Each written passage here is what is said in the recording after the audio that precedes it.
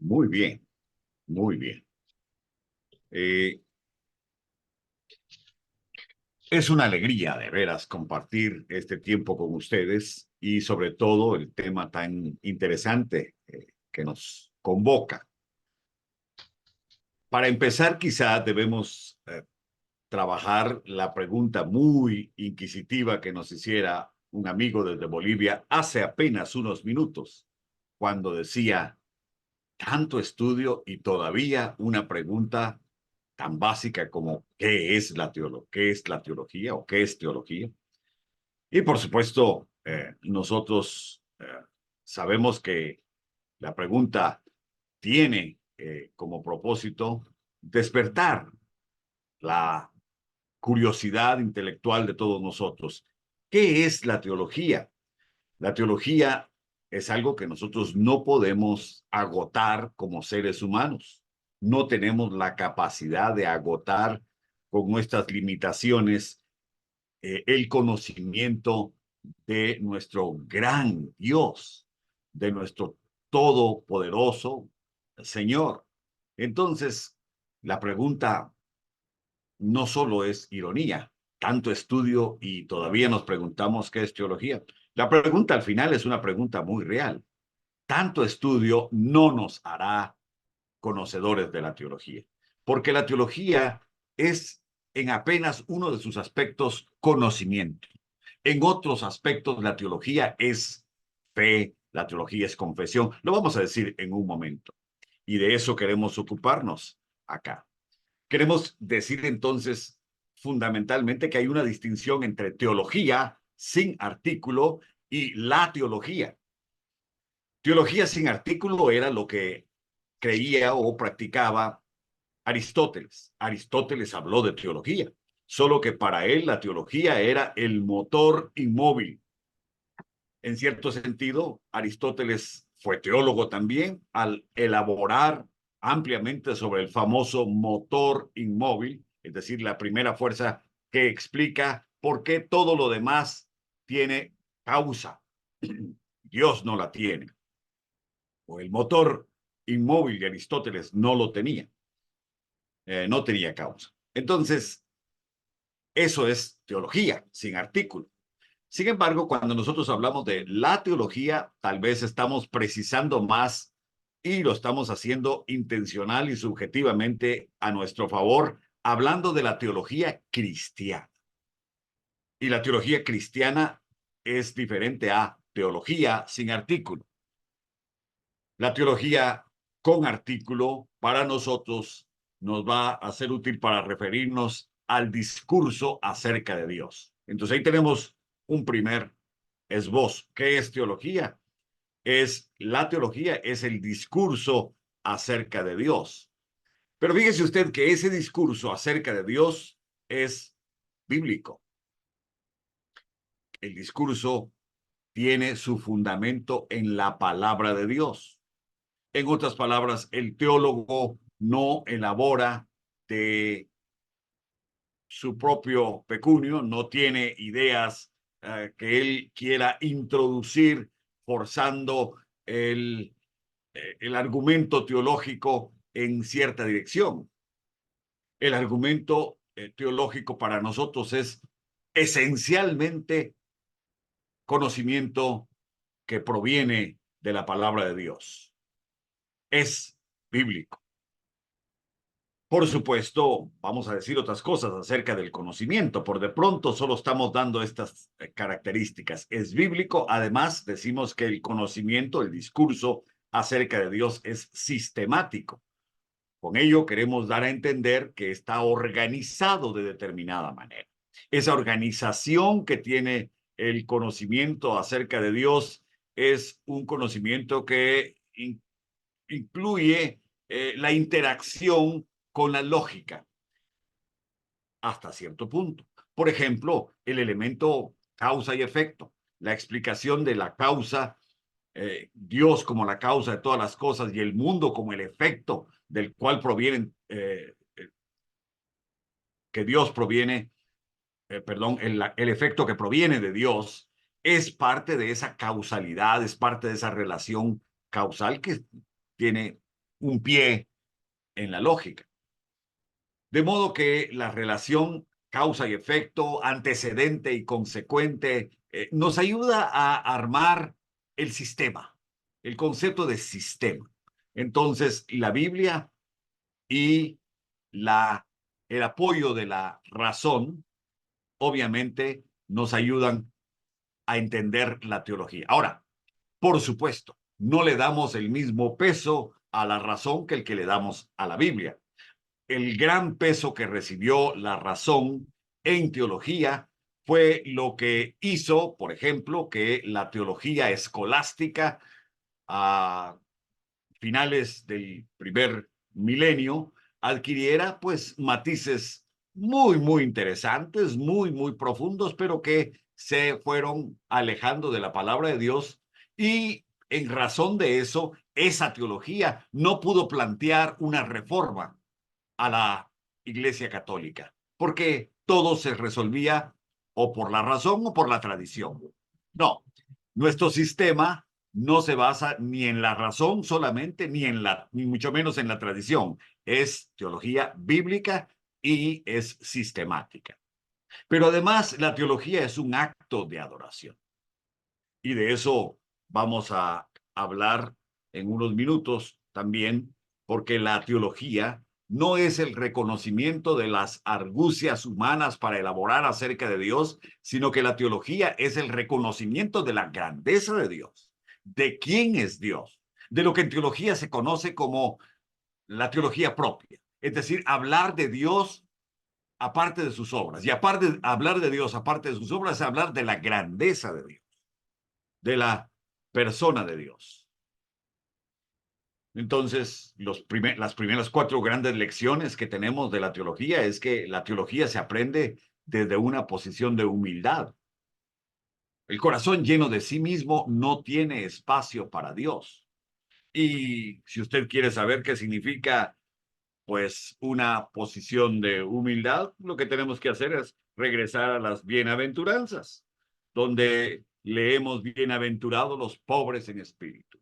Bienaventurados los que lloran, bienaventurados los mansos, bienaventurados los que tienen hambre y sed de justicia, bienaventurados los misericordiosos. Allí está la humildad. Y desde esa posición de humildad, el corazón puede llenarse de Dios. Pero un corazón lleno de sí mismo no tiene espacio para Dios. Así que esa es la primera gran lección. Aprendemos teología desde la humildad. Pero también aprendemos teología, en segundo lugar, sabiendo que sabemos menos de lo que suponemos o de lo que creemos que sabemos. Porque realmente, como hacía la pregunta nuestro amigo boliviano hace un momento, tanto tiempo y tanto estudio y todavía no sabe qué es teología. Y todavía se pregunta qué es teología. Pues sí, pues sí. Cuando lo sabemos todo, ya no disfrutamos aprender. Ya no tenemos espacio para aprender. No lo sabemos todo. Y nos podrán preguntar en 10 años más y tanto estudio y todavía no lo sabes todo, sí. Más 10 años más y todavía no lo sabemos todo. Ni lo sabremos nunca de este lado de la tumba, de este lado de la muerte. Así que humildad y saber que no sabemos todo. Pero en tercer lugar, es fundamental en teología saber que Dios en su gracia nos permite crecer. Ok, está bien, no lo sabemos todo, pero Dios nos permite crecer. Y esta posibilidad de crecer es algo que viene de la gracia de Dios, de la bondad de Dios, de la misericordia de Dios. En 1 Corintios 4, donde tenemos el ministerio de los apóstoles, donde Pablo empieza diciendo, ténganos los hombres servidores de Cristo. Los versículos más adelante aparece una frase que Agustín de Hipona citó y citó y citó tantas veces en el versículo 7, donde dice, porque ¿quién te distingue? ¿O qué tienes que no hayas recibido? Y si lo recibiste, ¿por qué te glorías como si no lo hubieras recibido? Es fundamental recordar que Dios en su gracia es quien nos permite crecer. Entonces, humildad, sabemos menos de lo que creemos. Dios es el que nos permite crecer, nada tenemos que no hayamos recibido. Y finalmente, Dios nos enseña a pesar de nuestras deficiencias. Ninguno de nosotros es perfecto, ninguno de nosotros es digno.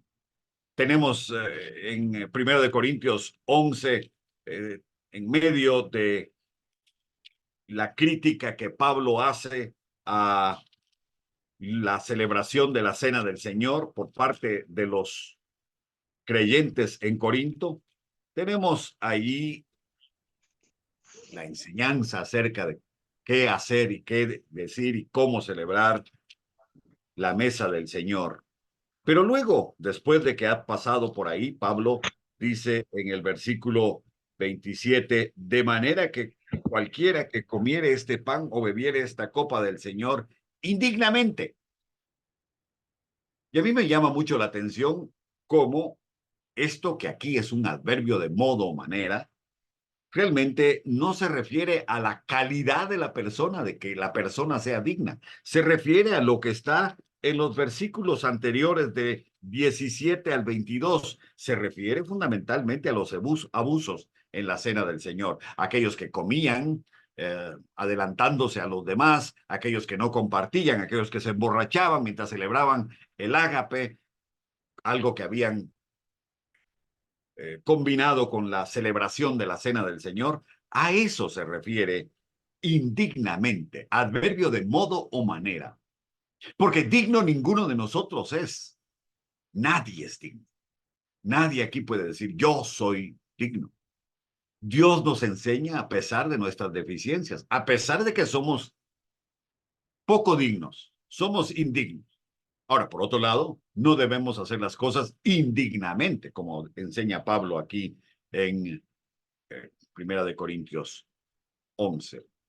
Bien, entonces, ¿qué tenemos? Bueno, tenemos que la teología es un discurso acerca de Dios, es un discurso bíblico, es un discurso sistemático, es un acto de adoración y que, como decíamos, es fundamentalmente también algo que nace de la relación de humildad, reconociendo a Dios como Señor, nace de nuestra necesidad de conocer más de la palabra del Señor y nace de entender que no tenemos todo el conocimiento.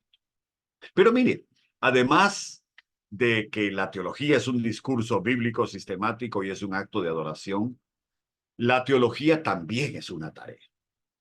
¿Qué significa la teología como tarea? La teología no cae del cielo. La teología no nos vino como algo que cortamos de un árbol o que levantamos una maceta y descubrimos que estaba ahí debajo de la maceta. Resulta que la teología es una tarea. Y como tarea requiere ese esfuerzo del estudio bíblico. Ese esfuerzo que incluye ciertas herramientas. Entre las herramientas que nosotros manejamos en la teología está la hermenéutica, la exégesis, la historia de la iglesia, las ideas del hombre moderno, las necesidades del pueblo de Dios. Y esas herramientas interactuando con la fe, la razón, la realidad, pero poniendo en el centro la autoridad de la Biblia, producen teología. Entonces, tenemos nosotros estas preciosas herramientas que son parte de la tradición cristiana, la hermenéutica, la exégesis, la historia de la iglesia y las ideas del hombre moderno. Alguien puede preguntar, ¿las ideas del hombre moderno para qué nos sirven? Bueno, resulta que hay una cosa que se llama teología contemporánea y la teología contemporánea interactúa con las ideas del hombre moderno, así como la teología práctica nos ayuda a estudiar las necesidades del pueblo de Dios. Y por eso decimos, es una tarea, y es una tarea que implica todas esas cosas. Pero también la teología, este discurso acerca de Dios, es confesión. Confesamos a Jesucristo, confesamos al Dios Trino, confesamos nuestro pecado, confesamos nuestro sentimiento de ser inadecuados ante la grandeza de Dios. Y solo cuando tenemos claro que la teología es tarea, que la teología es confesión, podemos pasar a otro punto. La teología también es conocimiento. Ahora, esto del conocimiento, por supuesto, eh, debimos de haberlo aclarado antes, pero es algo que ya más o menos hemos sugerido. Ese conocimiento no es un conocimiento propio, es un conocimiento que proviene de Dios. La teología se basa en la revelación. Esto es un vocablo clave en teología. Revelación es la obra por medio de la cual Dios nos da a conocer algo que como seres humanos de otra manera no podríamos conocer. Y ese conocimiento entonces es iniciativa divina. Y por eso decimos la teología es conocimiento. Y un conocimiento que deviene de Dios, que regresa a Dios y que está continuamente alimentándonos y alimentándose de la revelación de la palabra de Dios. ¿De qué Dios hablamos en este conocimiento? Es de Dios en las alturas. Hace un momento hablábamos acerca de la teología propia. La teología propia es el estudio de la persona de Dios aparte de sus obras.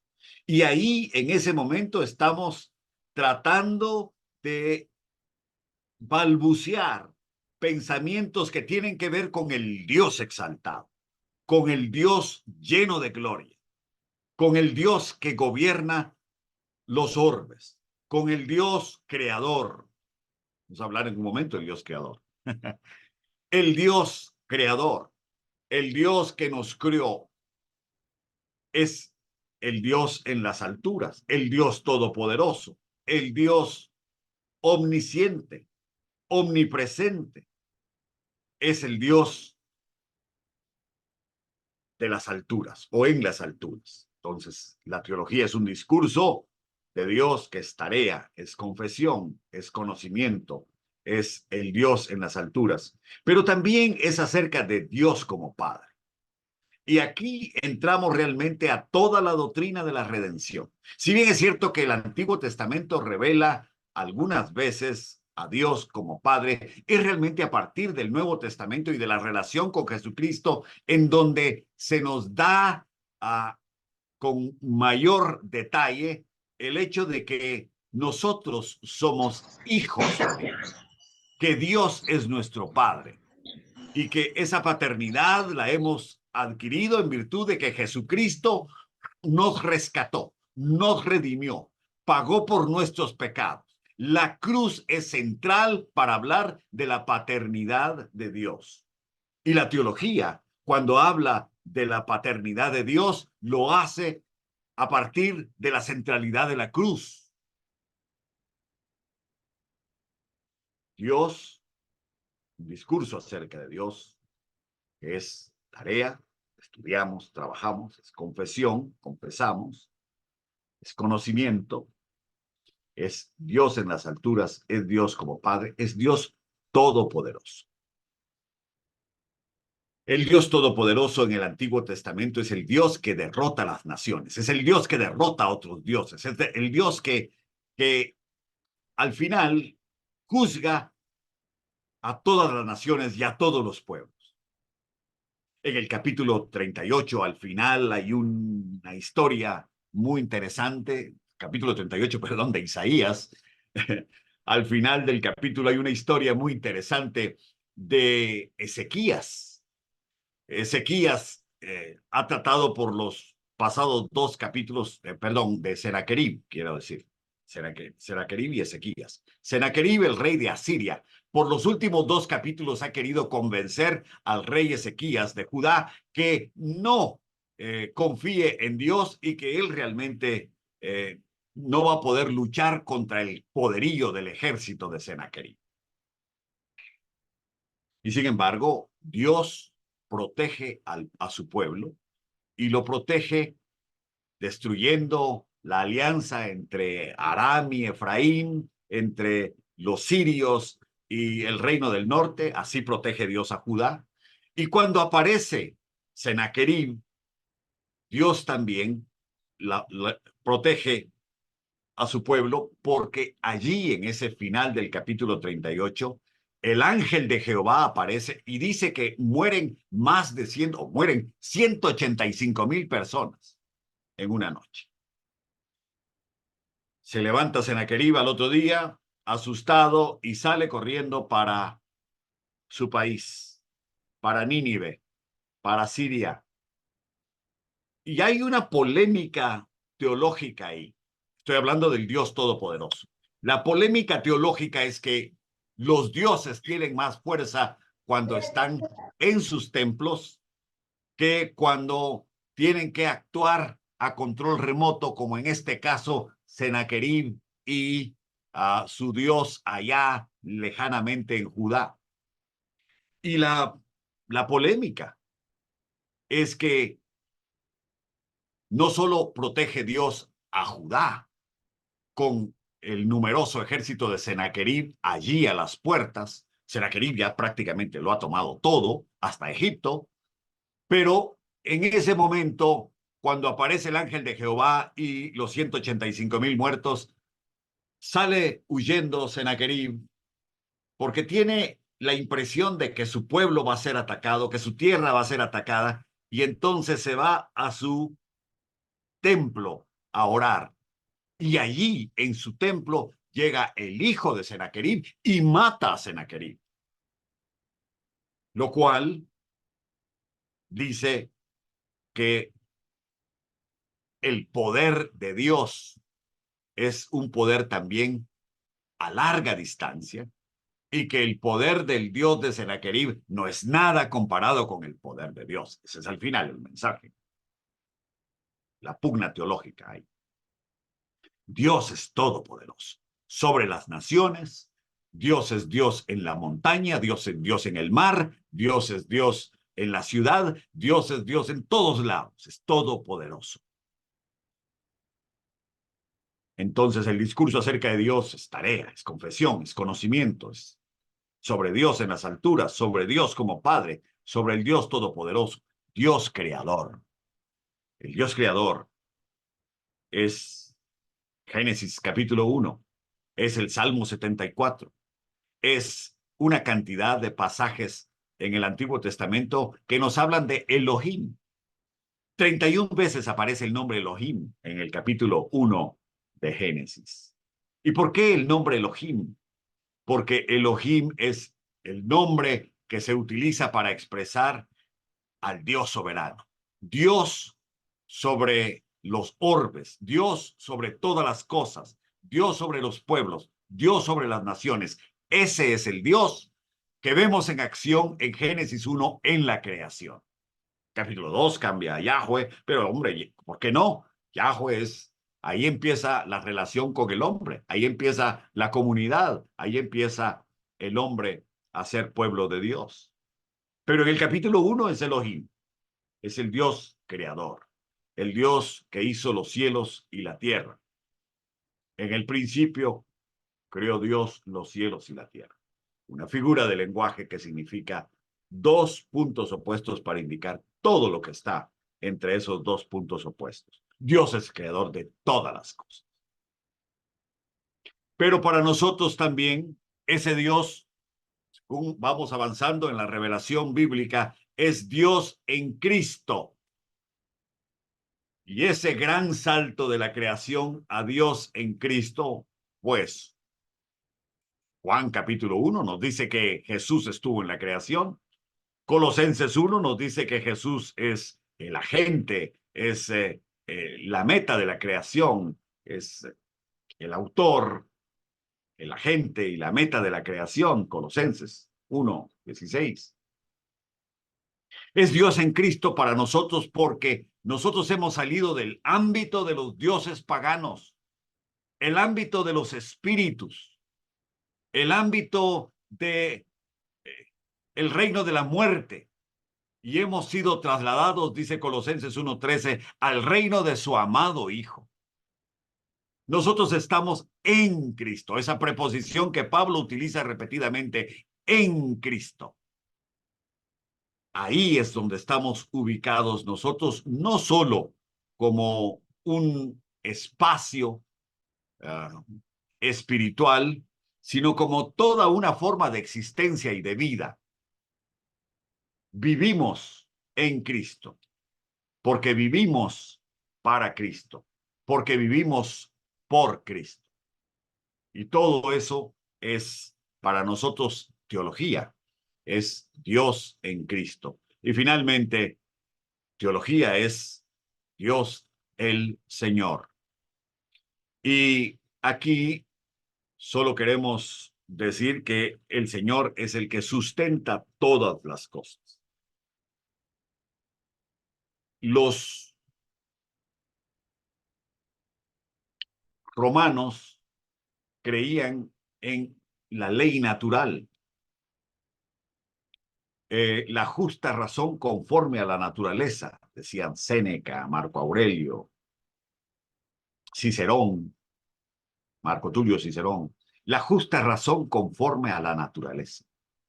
Pero la justa razón conforme a la naturaleza es un paso muy lejos de lo que nosotros creemos. Para los romanos, en su metafísica, lo que eso significaba era que había una ley que controlaba el orden de todas las cosas. Para nosotros no hay una ley solamente, sino que es la mano misma del Señor. Es lo que leemos en Hebreos 1:1 al 3. Dios, habiendo hablado de muchas veces, de muchas maneras en otro tiempo a los padres por los profetas, en estos postreros días nos ha hablado por el Hijo, a quien constituyó heredero de todo y por quien asimismo hizo el universo. Creador, hizo el universo. Colosenses 1. El cual, siendo el resplandor de su gloria y la imagen misma de su sustancia, Dios. Reflejo no es una expresión adecuada, es realmente Dios mismo. ¿Sí? Y luego viene la frase que nos interesa cuando dice, ¿y quién sustenta todas las cosas con la palabra de su poder? No, no es la ley natural. La Iglesia Católica va a decir después, siguiendo a los pensadores romanos, es la ley natural, es la providencia divina. Sí, puede ser. Pero para nosotros se personifica ese poder en el Señor que es Señor de la creación, Señor de la iglesia, Señor de la nueva creación, el Señor cuya gloria habremos de ver en el milenio. Ese Señor está hoy, en este momento, haciendo posible la vida para todos nosotros por medio de la frase que tenemos aquí, Él sustenta todas las cosas con la palabra de su poder. Él es el Señor. Así que, ¿qué es teología? Bueno, teología, dijimos, es un discurso bíblico, sistemático, es un acto de adoración, es un acto que tiene algunas lecciones para nosotros, como la humildad, como saber que no sabemos tanto como creemos, saber que su gracia es la que nos permite crecer y que nosotros crecemos a pesar de nuestras deficiencias. Pero ese discurso acerca de Dios también es una tarea, es un trabajo, es confesión, es conocimiento, es el Dios de las alturas, es Dios como Padre, es el Dios todopoderoso, es el Dios creador, es el Dios en Cristo, es Dios que es el Señor de tu vida y el Señor de mi vida. Y cuando nosotros estudiamos teología, no podemos menos que afirmar todas estas cosas que hemos dicho en esta noche. Muchas gracias.